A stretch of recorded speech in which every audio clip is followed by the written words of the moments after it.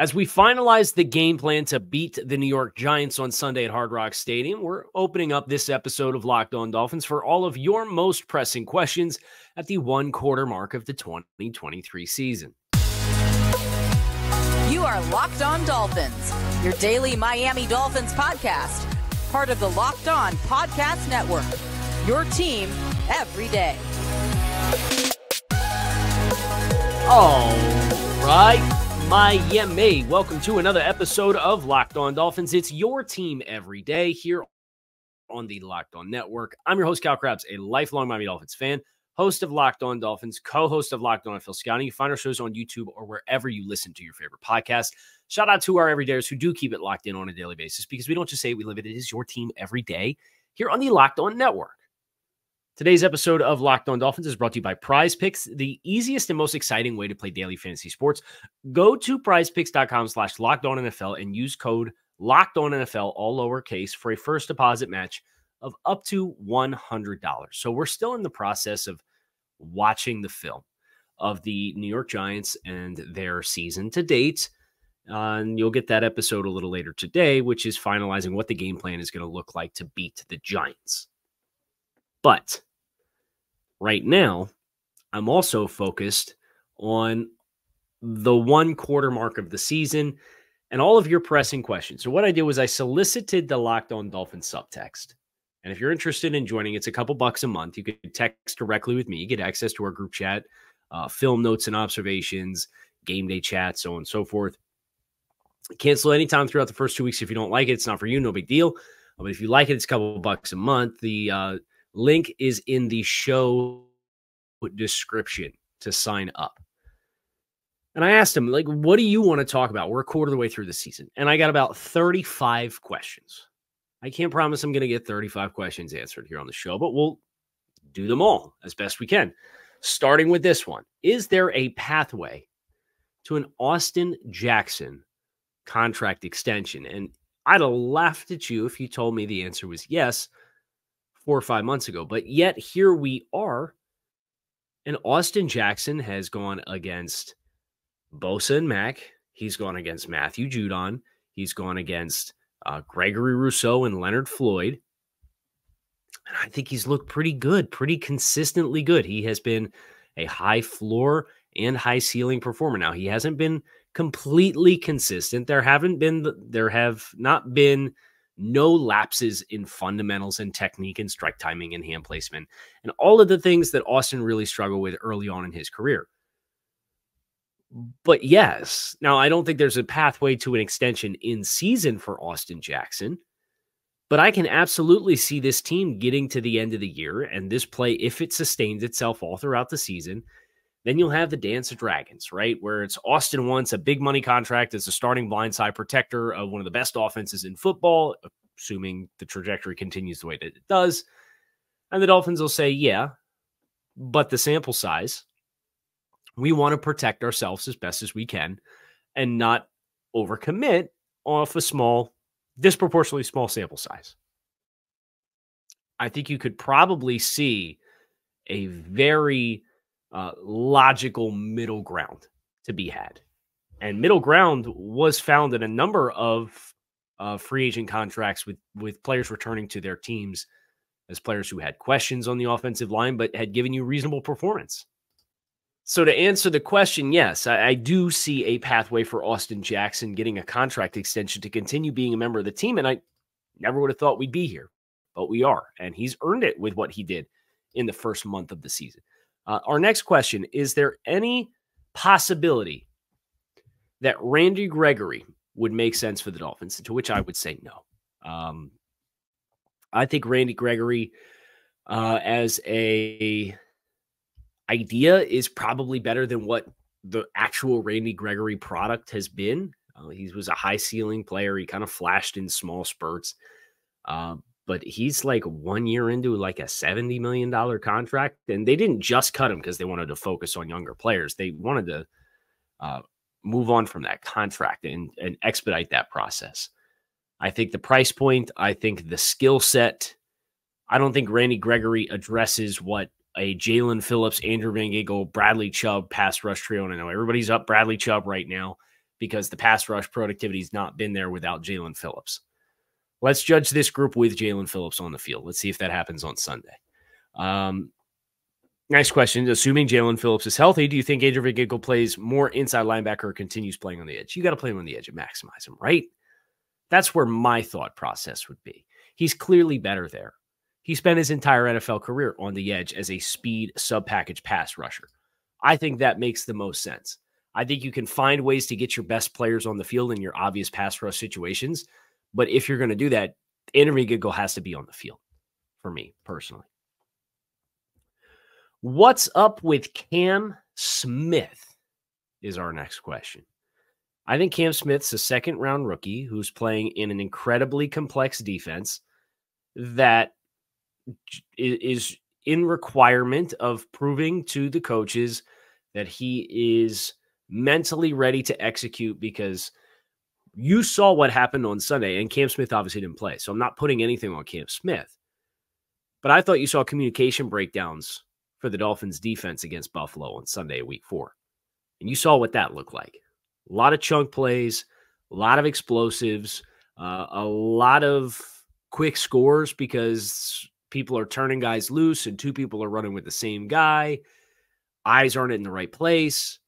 So if you're Cam Smith and you're an eager, aggressive corner who wants to make plays and is going to try to trigger on the ball, but the calls and the assignments and the zone match and understanding coverage rules, like there's a lot of layers to it.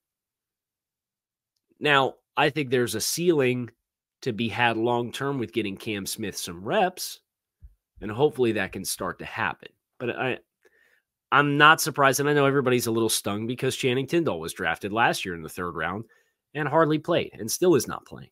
So I get it. But I'm not worried about Cam Smith. I do think it's natural for especially players outside the first 50 picks in the NFL draft to take a little bit of time to kind of marinate. Our next question has to do with Jeff Wilson. Where does Jeff Wilson fit in the Dolphins running back field? Is a great question. I don't know. I would be very interested if the Dolphins end up choosing to keep all of these backs, because they made the decision to keep Chris Brooks. And obviously that was with the understanding Jeff Wilson was going to miss some time. But you got Devon Achane, you got Raheem Mostert, you got Salvon Ahmed, you got a fullback in the mix, you got Chris Brooks. Like, you got bodies. I'm not sure where Jeff Wilson is going to fit into the mix, and his 21-day activation window has not opened. So they're going to continue. We are going to continue to play the waiting game as it pertains to Jeff Wilson. Our next question. Tony Romo had mentioned on the broadcast of the game that the Bills were in a Palms coverage. How easy or difficult is that for other teams to try to replicate, and how do the Dolphins game plan around it? Okay, so Palms coverage is either cover 2 or it's a kind of sight zone defense. It's either cover 2 or cover 4, depending on the route distribution of the wide receivers. Now, here's the good news. If you understand that a team is playing Palms, you can attack their coverage rules in the same way that Palms is designed to attack certain route combinations. So you just have to anticipate, is the corner squatting? That outside corner is squatting. He's reading through to number 2, the number 2 eligible receiver, and he is looking to catch anything that breaks outside. And if it breaks outside, then I squat. If everything's vertical, then I'm going to play my deep quarter. The Tua Tagovailoa touchdown pass against the Browns to Trent Sherfield last year. Tua talked about that play after the game and said he felt that the Browns were in Palms coverage and just peeked just to make sure that the corner was going to cheat just a little bit. And he froze for a half a step. And Tua put the ball up over the top and put a ball exactly where it needed to be for Trent Sherfield to catch touchdown pass. So as long as you know it's coming, you can use route combinations that test the rules of that coverage, just like any other coverage that's out We are going to continue on this episode of Locked On Dolphins. We're going to dive into more of your most pressing questions, so stick with us. But before we go any further on the program, got to tell you about our friends over at Bird Dogs. Bird Dogs, I'm a big subscriber of the idea that you got to look good to play good. And Bird Dogs is definitely cut from the same cloth. Get it? Bird Dogs are the shorts that make you feel good. Their stretch khaki shorts are designed to fit slimmer through the thigh and leg to give you a truly sculpted look, and their shorts do the exact same thing as Lululemon, but better. They've fixed the issue of stiff, stuffy shorts by inventing a cloud knit fabric that looks just like khaki but stretches so that you get a way slimmer fit without having to sacrifice movement. And Bird Dogs uses anti-stink sweat wicking fabric that keeps you cool and dry all day long. Go to birddogs.com/LockedOnNFL or enter promo code LockedOnNFL at checkout for a free Bird Dogs water bottle with your order. That is birddogs.com/LockedOnNFL for a free Bird Dog water bottle at checkout. You won't want to take your Bird Dogs off. We promise you. Our next question is more of a statement, but it is a good one. Well, since we ruined the undefeated season, do you think we can finish 16-1, run the table, and win the Super Bowl? Joking, or am I? I have a hot take. I don't think this will be the only bit of adversity that the Dolphins take this season. Adversity can be good, right? You either roll on or get rolled on as far as the tough get going. But the NFL season is a marathon, and the Dolphins have already endured the Jalen Ramsey injury. They've endured a loss, a tough loss, an embarrassing loss to a divisional rival. They've endured multiple Teron Armstead injuries. And yet they are in a very promising place. Again, playing your best football in September is cool, but it doesn't mean anything if you can't sustain it. The Dolphins are nowhere near playing their best football. I think that's the most thrilling part. So do I think they're going to run the table? No. But do I think that there's so much room for improvement that you should still have every aspiration of what you hope this Dolphin season could be? Yes, I do. Our next question. I think we're going to be fine at left tackle with Kendall Lamb in the absence of Teron Armstead. However, Eichenberg was an utter disaster on Sunday. Do you think the team brings in a vet at some point to back up Connor Williams? No. I think it would have to be a very dire situation with multiple injuries in the offensive line, just because I know people are going to point to Ben Jones and J.C. Tretter, who's lost like 100 pounds since he's not playing anymore. The guys that are out there, the vast majority of them are out there because they're on their last legs. And whether it's Lester Cotton or Connor Williams, or like maybe they would go out and trade for a center if something really bad happened to Connor Williams. They're going to knock on wood that we see him on Sunday against the Giants, and it's totally fine. I don't think like the Ben Joneses of the world are a resolution. I think those players are the interior offensive line equivalent of everybody pining for the Dolphins to sign Eric Fisher last year. And lo and behold, the Dolphins signed Eric Fisher, and he didn't make it through a week of practice before he got hurt and was out for the year. Like, that's my expectation for those household names that you see that are 33, 34, 35 years old that are still out there on the free agent market on Spot Track or Over the Cap. I'd be very surprised if they signed a meaningful center. Now, could they acquire somebody? Sure. Are we going to sit here and wring our hands out about the Dan Feeney trade? I think if you knew you were going to miss Connor Williams for an extended period of time, you probably don't trade Dan Feeney, but it doesn't sound like Connor Williams, at least at this stage, is facing missing extended time. Our next question. The number one thing that must happen for Miami to reach its potential this season. Oh, this is a good question. The low-hanging fruit is Tua Tagovailoa stays healthy, right? He's on pace for 5,500 yards through 4 games. I'll say that again. He's on pace for 5,500 yards, and he's faced Bill Belichick, and he's faced the Buffalo Bills once. I'll take it. If you told me you got 17 games of Tua, I'd say this is probably a 12-win team, even with all the questions defensively that this team has right now, because the light bulb's gonna come on. It might not be the ceiling of what you hoped it would be defensively. I certainly think missing Jalen Phillips and Jalen Ramsey as two of your best players on the defensive side of the ball, their absence is felt. And you haven't played with Ramsey yet. You're probably looking at least another month without Jalen Ramsey.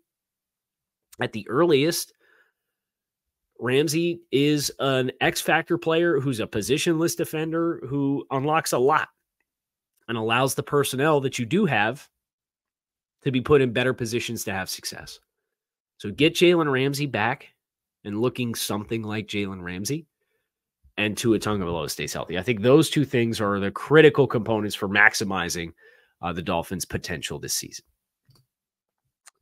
Seen commentary from other fan bases that the Fangio defense was quote-unquote figured out 2 years ago. I don't know enough details about his coaching tree and history to understand what they're talking about. Any thoughts to what they're referring to? So the Fangio fad really caught fire because of the success that they had in attacking Sean McVay. And that Sean McVay, when he was first there and Goff caught fire and the Rams were a juggernaut, nobody could figure out how to handle and defend that offense. And Vic was the first guy to really put out the game plan and the strategy to attack that.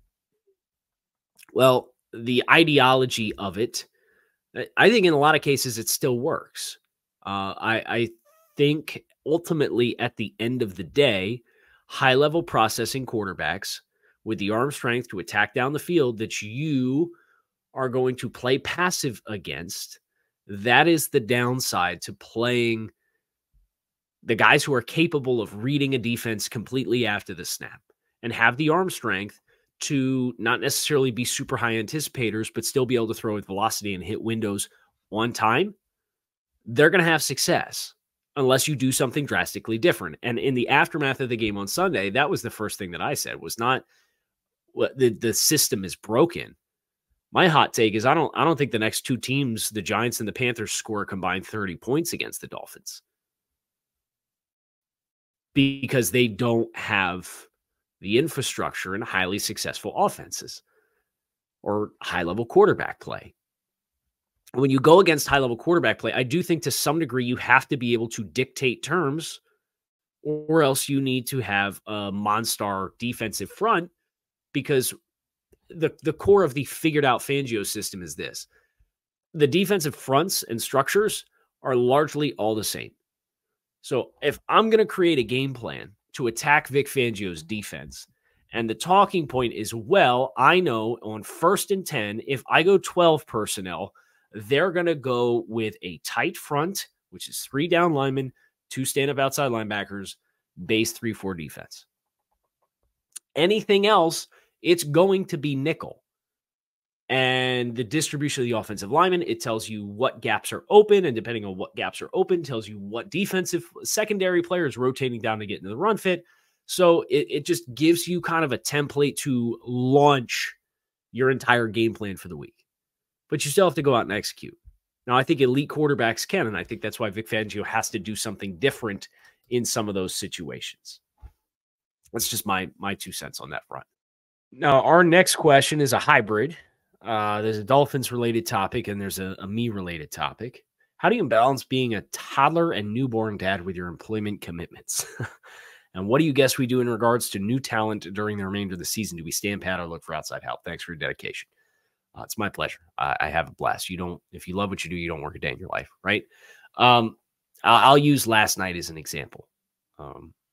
Last night being Thursday night. My wife and I, with the newborn, we take shifts, and I had the late shift. Now, I got up, I did my film work, I started prepping for the Giants, watching the All-22. If the baby needed to be changed or needed to be fed, I would feed him, swaddle him, change him, put him back down, and I'd keep working on film. And then he'd 90 minutes later, decide he needed to do it all over again, and you do it all over again.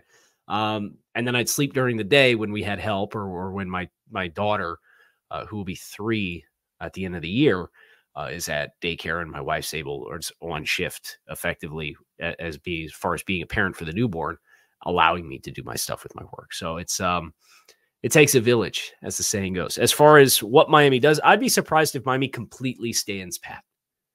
I think they are going to look at the opportunities this season, especially for the next couple weeks, go the way it has the potential of going. If you're going to look up and it's going to be the third week in October and you're going to be potentially looking at 5-1, how do you not look to make an opportunity to find another needle-moving player? Now, maybe not a cornerstone player, maybe not a quality starter, but assess what we have, assess what our injuries are. Let's bring somebody in. That's kind of been how they've operated historically. So that would be my 2 cents as far as them adding. I'd be surprised if they didn't add anybody. Now we have a bunch more questions. We're going to get to them as much as we possibly can here on Locked On Dolphins. Stick with us. But before we go any further, if you are interested in getting in on some daily fantasy sports, Prize Picks is the largest independently owned daily fantasy sports platform in North America. They're the easiest and most exciting way to play daily fantasy sports because it is you against the numbers, not you against thousands of other players, including pros and sharks. You pick more or less on 2 to 6 player projections and watch the winnings roll in. Prize Picks is a ton of fun. You can win up to 25 times your money. You can test your skills on Prize Picks this football season in the most exciting way to play daily fantasy sports. You can make your selections in less than 60 seconds. And with quick withdrawals, easy gameplay, and an enormous selection of player and stat types, Prize Picks is the #1 daily fantasy sports app. Go to prizepicks.com/LockedOnNFL and use code LockedOnNFL for a first to pass match of up to $100. That's prizepicks.com/LockedOnNFL. Use code LockedOnNFL for a first deposit match of up to $100. So, our next question. When it comes to a battle of wits, I like Mike McDaniel's chances against other coaches in the NFL. But if there was a battle of physical combat between NFL coaches, is there anyone that Mike McDaniel could get the better of? Dan Campbell wouldn't last a minute. Robert Saleh, no way. Even though Belichick is old, he would likely be bringing a shiv. Could McDaniel beat anyone as our coaching gladiator? I'll say Matt LaFleur. Who I like Matt LaFleur. But Matt LaFleur's not built particularly different than Mike McDaniel, but he's got a little bit more of like the GQ look. So I think Mike can, to quote Tua, I think he get a little bit more scrappy than Matt LaFleur. Congrats on the baby boy. Thank you for pushing through and giving us all the amazing content. Thank you. Crazy question. What do you think will happen to Wilson and Ahmed now that HN has balled out for 2 straight weeks? Is Wilson being activated in the near future? So obviously we had this question. I'd be interested to know if Miami would have an opportunity to move one of these backs. I'm not saying that they will, but you certainly have a numbers situation. And I do think the way that the cap breaks itself out, if a team needed a physical back, would you trust Chris Brooks and move Jeff Wilson and save some funds and potentially get a modest return? Would you elevate Jeff Wilson and try to push Chris Brooks to your practice squad? I don't know. I certainly don't think you can activate another back and carry all these backs and justify the distribution of the number of backs on the roster. One of the keys to a deep playoff run, dare I say a Super Bowl, is to get hot and healthy at the right time. That's exactly right. Glad you said it, not me. No one can predict the future, but Miami seems to be setting themselves up for such a run. The intersection of getting healthy and hot could very well hit after week 9 or 10. Am I being a delusional homer? No. It depends on what they ultimately end up choosing to do with Teron Armstead. I would not be surprised if they're still conservative with Jalen Phillips, who I know said, he talked to the media this week, said he hopes to play in week 5. It reminds me of what San Francisco's done a couple of times, where they end up playing in the conference championship game. They kind of float around. Now, Miami hasn't just floated around either. They've won games. But I agree with the sentiment wholeheartedly. The challenge is getting better on a daily basis improving your results, winning enough games in the process of reaching your peak, and then sustaining your peak at the end of the year as long as possible. Like we've mentioned Jalen Ramsey and his potential impact. Teron Armstead, is he going to go on IR? I don't know. It doesn't sound like it. Could you potentially see him in Philly in week 7 or New England in week 8? That would be the reason to not put him on IR. It doesn't sound like he's anywhere close to playing. But yeah, I think this is the right thought process to have. I'm enjoying the ride for the time being, understanding there's going to be adversity, there's going to be bumps, there's going to be a loss that hurts to take, like the one that just happened last week. What gives you any confidence that Tua can win big games against quality defensive teams like the Bills, Chiefs, Eagles, or 49ers? Because it's a team game. Now, at the end of the day, you have to play better defense than what you did. Miami very easily could have scored 30, 31 points against the Bills. That should be enough to win you a lot of football games. They left points out there because they were chasing touchdowns because the defense could not get a stop. But you got the ball back after a touchdown to start the second half and cut it to 11, and then you held them to a field goal. You got the ball back down 14 with a chance to cut it to a one-score game. That's when the interception unfortunately happened in this most recent script. I think the challenge is Buffalo. Obviously, there's a familiarity there. Tua himself did not have a good game the last time he played the 49ers. But I think the supporting cast, I think Tua and his individual growth, I think the familiarity in the system, they should have scored 30 points because they bypassed a field goal and they had a touchdown called back off the board for Liam Eichenberg for penalty.